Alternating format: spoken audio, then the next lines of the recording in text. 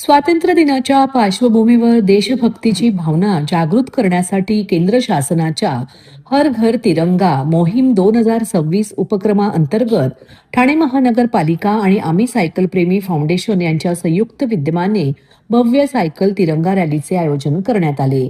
या रॅलीमध्ये सायकल प्रेमींसह नागरिकांनी उत्स्फूर्त सहभाग नोंदवत तिरंगा फडकवत देशभक्तीचा संदेश दिला। ठाणे महानगरपालिका मुख्यालय येथून या रॅलीचा शुभारंभ करण्यात आला। महापौर शर्मिला पिंपळकर यांच्या हस्ते रॅलीला झेंडा दाखवून प्रारंभ करण्यात आला।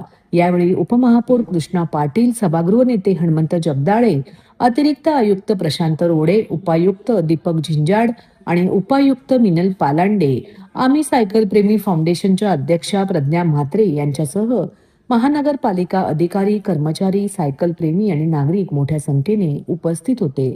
रॅलीमध्ये सहभागी झालेल्या सायकल स्वारांनी आपल्या सायकलवर तिरंगा ध्वज लावून तसेच हातात तिरंगा घेऊन उत्साहात सहभाग घेतला। हर घर तिरंगाचा संदेश नागरिकांपर्यंत पोहोचवण्यासोबतच देशभक्ती, एकता आणि सामाजिक बांधिलकीची भावना अधिक दृढ करण्याचा प्रयत्न या माध्यमातून करण्यात आला। महानगरपालिका मुख्यालयापासून सुरू झालेली ही सायकल रॅली आराधना सिनेमा, गजानन महाराज मठ मार्ग, पुणा गाडगीळ तलाव पाळी या प्रमुख मार्गावरून मार्गक्रमण करत राम गणेश गडकरी रंगायतन येथे पोहोचली।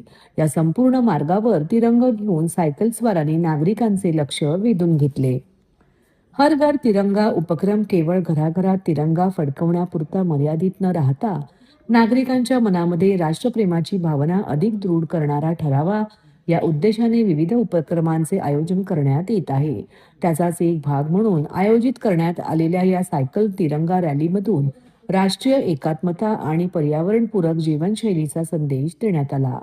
सायकलचा वापर वाढविणे, आरोग्यदायी जीवनशैलीचा अंगीकार करणे आणि पर्यावरण संवर्धनाबाबत जनजागृती करणे यासोबतच राष्ट्रीय सणांमध्ये नागरिकांचा सक्रिय सहभाग वाढवण्याचा संदेशही या रॅलीतून देण्यात आला। रॅलीच्या निमित्ताने ठाणे शहरात देशभक्तीपूर्ण वातावरण निर्माण झाले होते।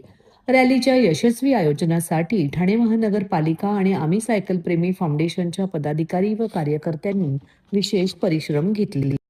सर्वांना माझा नमस्कार। खरं तर हर घर तिरंगा या उपक्रमाद्वारे आज ठाणे महानगरपालिका मुख्यालय येथून आम्ही सायकल स्वार संस्थेमार्फत आज ही सायकल रॅली इथून निघालेली आहे आणि ठाण्यातील विविध भागांमधून ही रॅली फिरणार आहे। आज हर घर तिरंगा या उपक्रमाद्वारे मी सर्वांना शुभेच्छा देते। इथेच थांबते। धन्यवाद।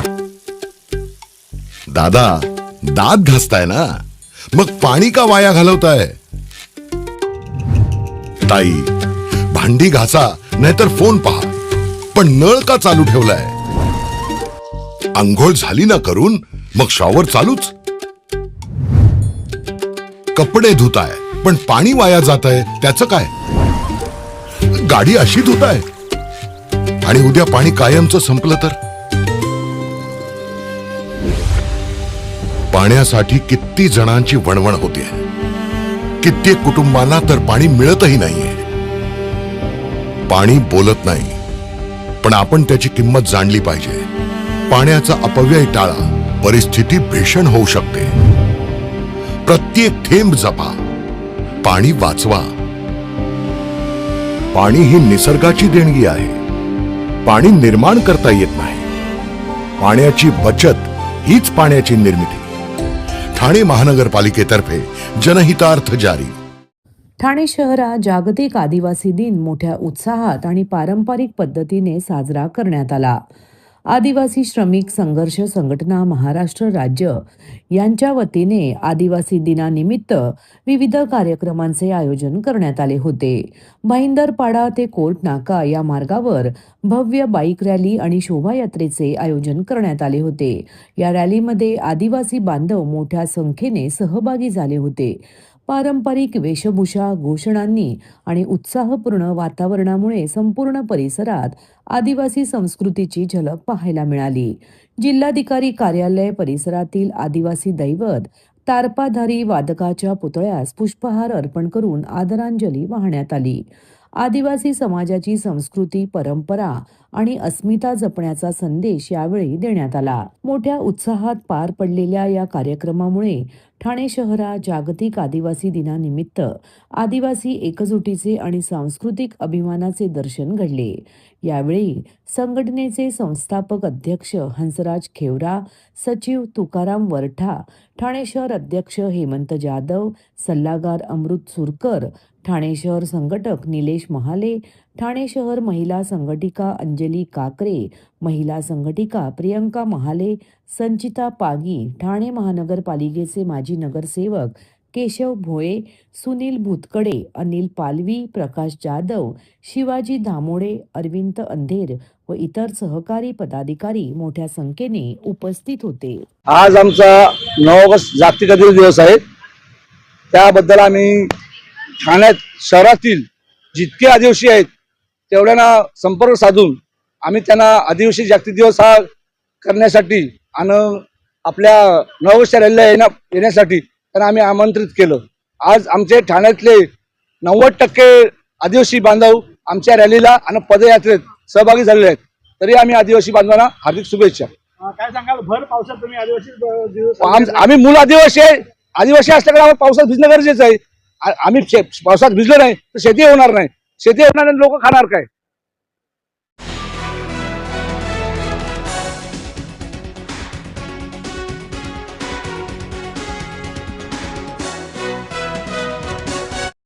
एक मे पासून सुरू झालेल्या हिंदू हृदय सम्राट बाळासाहेब ठाकरे मराठी शिकवणी अभियानाचा समारोप 17 ऑगस्ट रोजी ठाण्यातील राम गणेश गडकरी रंगायतन येथे होणार असून या कार्यक्रमाला मुख्यमंत्री देवेंद्र फडणवीस, उपमुख्यमंत्री एकनाथ शिंदे, उपमुख्यमंत्री सुनेत्राताई पवार तसेच मराठी भाषा मंत्री उदय सामंत उपस्थित राहणार आहेत.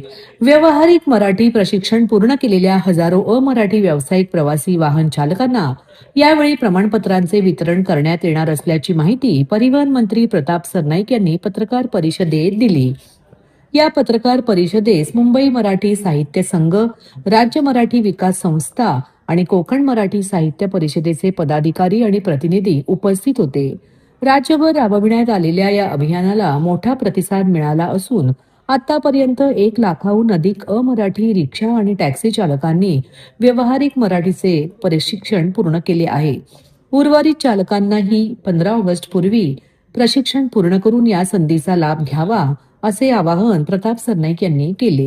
यावेळी बोलताना प्रताप सरनाईक म्हणाले, महाराष्ट्रात व्यवसाय करायचा असेल तर मराठीचे जुजबी ज्ञान असणे आवश्यक आहे.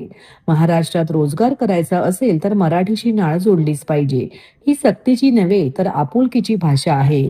प्रवाशांशी 2 प्रेमाचे शब्द मराठीत बोलणारा प्रत्येक चालक हा महाराष्ट्राच्या संस्कृतीचा सन्मान करणारा दूत ठरतो. ते पुढे म्हणाले, मराठी ही केवळ संवादाची भाषा नसून महाराष्ट्राच्या अस्मितेचा आणि संस्कृतीचा आत्मा आहे. महाराष्ट्रात उपजीविका करणाऱ्या प्रत्येकाने मराठीचा सन्मान करावा. आम्ही कोणाच्याही विरोधात भूमिका घेतलेली नाही. महाराष्ट्रावर, मराठी मातीवर आणि मराठी भाषेवर प्रेम करणारा प्रत्येक जण आमच्यासाठी तितकाच महत्त्वाचा आहे. मात्र महाराष्ट्रात काम करताना मराठी भाषेचा सन्मान राखणे गरजेचे आहे. राज्य शासनाचा मराठी भाषा विभाग, मुंबई मराठी साहित्य संघ, राज्य मराठी विकास संस्था आणि कोकण मराठी साहित्य परिषदेच्या संयुक्त सहकार्याने राबविण्यात आलेल्या या अभियानाने राज्यभर लोकचळवळीचे स्वरूप धारण केले आहे. उर्वरित अमराठी चालकांनी 15 ऑगस्ट पूर्वी व्यावहारिक मराठीचे प्रशिक्षण पूर्ण करून मराठी आत्मसात करावे असे आवाहन प्रताप सरनाईक यांनी यावेळी केले आहे. हमारे मुंबई मराठी साहित्य संघ और कोकण मराठी साहित्य परिषद के सभी हमारे सहयोगी, उनका दिल से धन्यवाद देता हूँ, क्योंकि 1989 में आरटीओ में जो नियम है कि हमारे सभी महाराष्ट्र में काम करने वाले हिंदी भाषिक जो ड्राइवर है उनको जुजबी मराठी का ज्ञान होना जरूरी है, और अगर वो ज्ञान नहीं होगा तो उनको बैच दिया गया है. बैच देते वक्त यही सवाल उनके सामने रखा गया था कि अगर आपको इतना मराठी ज्ञान नहीं रहेगा तो आपको लाइसेंस और बैच नहीं दिया जाएगा. उसको मद्देनजर रखते हुए हमारे आरटीओ के अधिकारियों ने कार्रवाई करना शुरू की। हमारे पास बहुत सारे रिक्शा संगठन के हिंदी भाषिक नेता अभी आ गए, शशांक राव आए, कृपा शंकर जी आए, हाजी अराफत जी आए, संजय निरुपम जी आए। उन्होंने कहा कि आप कहते हो वो सही बात है कि महाराष्ट्र में अगर रहना है, व्यवसाय करना है तो मराठी भाषा आना चाहिए, और हमारा तो यही कहना था कि मराठी भाषा उतनी आनी चाहिए जो प्रवासियों से संवाद रख सके। अरे जुज भी मराठी आना जरूरी है। जो महाराष्ट्र की संस्कृति है, मराठी परंपरा है, उसको आप आत्मसात करो। और इसी दौरान हमें किसी लोगों ने बोला कि आप टाइमिंग दे दो 3 महीने का, तो हमने उनसे कहा कि 3 महीने क्यों भाई, 3.5 महीना हम देते 105 दिन दिया, 1 मई से लेकर 15 अगस्त तक का वक्त दिया। पूरे राज्य में हमारे सभी साहित्य परिषद के 1600 शिक्षकगण उनको शिक्षा देते थे, और उस माध्यम से 1 लाख से ज्यादा यानी 1,10,000 का जो आंकड़ा है हमारे पास अभी तक आया है कि वो सभी हिंदी भाषी ड्राइवरों को हमने मराठी का ध्यान दिया है। उनको सर्टिफिकेट भी प्रदान किया जाएगा कोकण मराठी साहित्य परिषद के माध्यम से। और 17 तारीख को आदरणीय उप मुख्यमंत्री और आदरणीय मुख्यमंत्री और आदरणीय मराठी भाषा मंत्री इनके उपस्थिति में हम कार्यक्रम रखेंगे, और उस कार्यक्रम में सर्टिफिकेट भी प्रदान किया जाएगा। एक बात उतनी सही है कि आरटीओ का नियम 1989 में हो गया, 1989 में, तो उस माध्यम से सबको हिंदी भाषिकों को मराठी का ज्ञान होना जरूरी है। तो अभी हमने ये मोहलत दी, अगर 17 तारीख के बाद में अगर किसी को मराठी आता नहीं रहेगा, जितना मराठी हम हमारे प्रवासियों के साथ बात करेंगे उतना तो आना चाहिए, नहीं तो उनके ऊपर कार्रवाई आरटीओ के नियम में जो लिखी है उसके माध्यम से होगी। राष्ट्रवादी काँग्रेस पार्टीच्या राष्ट्रीय अध्यक्षा तथा महाराष्ट्र राज्याच्या उपमुख्यमंत्री श्रीमती सुनेत्राताई अजितदादा पवार यांच्या शुभ आशीर्वादाने राष्ट्रीय कार्याध्यक्ष तथा खासदार श्री प्रफुल्लभाई पटेल, प्रदेशाध्यक्ष तथा खासदार श्री सुनील तटकरे यांच्या मार्गदर्शनाखाली तसेच प्रदेश सरचिटणीस तथा ठाणे जिल्हाध्यक्ष श्री नजीब मुल्ला यांच्या मान्यतेने राष्ट्रवादी काँग्रेस पार्टीच्या 148 ठाणे विधानसभा अध्यक्षपदी ॲडव्होकेट जिया सय्यद यांची नियुक्ती करण्यात आली।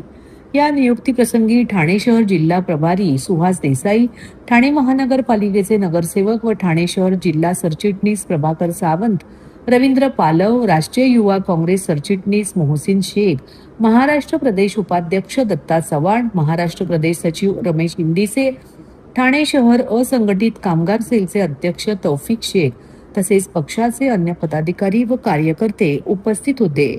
ॲडव्होकेट जिया सय्यद यांनी पक्ष संघटना मजबूत करण्यासाठी केलेले सातत्यपूर्ण कार्य, प्रभावी जनसंपर्क, सामाजिक बांधिलकी आणि पक्षनिष्ठा लक्षात घेऊन पक्ष नेतृत्वाने त्यांच्यावर ही महत्त्वपूर्ण जबाबदारी सोपवली आहे।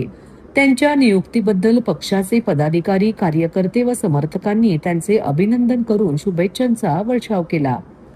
यापुढे 148 ठाणे विधानसभा मतदारसंघात राष्ट्रवादी काँग्रेस पार्टी जनतेच्या प्रश्नांसाठी अधिक सक्षमपणे कार्य करेल, संघटनात्मक बांधणी अधिक मजबूत करेल आणि पक्षाची विचारधारा तळागाळापर्यंत पोहोचवण्यासाठी ॲडव्होकेट जिया सय्यद यांच्या नेतृत्वाखाली प्रभावीपणे काम करेल असा विश्वास पक्षाच्या पदाधिकाऱ्यांनी व्यक्त केला। याचवेळी ॲडव्होकेट जिया सय्यद यांच्या माध्यमातून ओवळा माजीवाडा प्रभाग क्रमांक 3 व 8, उथळसर प्रभाग क्रमांक 10, 11 व 12 तसेच नौपाडा प्रभाग क्रमांक 21 व 22 येथील ब्लॉक अध्यक्षांची नियुक्ती करण्यात आली। नवनियुक्त ब्लॉक अध्यक्षांची बैठक घेऊन त्यांना पुढील 8 दिवसांच्या आत आपल्या प्रभाग अध्यक्ष व वॉर्ड अध्यक्षांच्या नियुक्त्या पूर्ण करून पक्ष संघटना अधिक बळकट करण्यासाठी प्रभावीपणे कार्य करण्याच्या सूचना देण्यात आल्या। नव्या जबाबदारीबद्दल ॲडव्होकेट जिया सय्यद यांचे मनपूर्वक अभिनंदन करण्यात आले असून त्यांच्या पुढील यशस्वी वाटचालीसाठी सर्व स्तरातून हार्दिक शुभेच्छा व्यक्त करण्यात आल्या।